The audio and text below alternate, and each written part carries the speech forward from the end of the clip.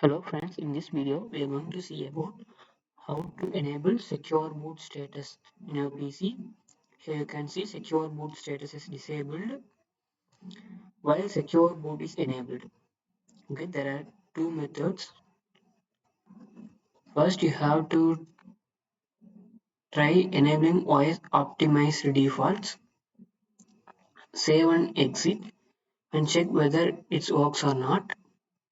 If these settings does not work, then try the second method.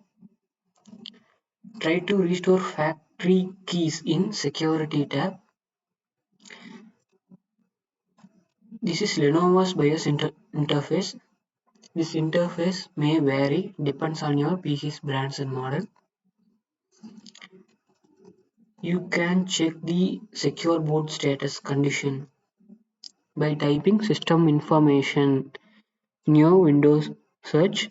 The system information window will have all details of your PC, which includes secure boot state condition.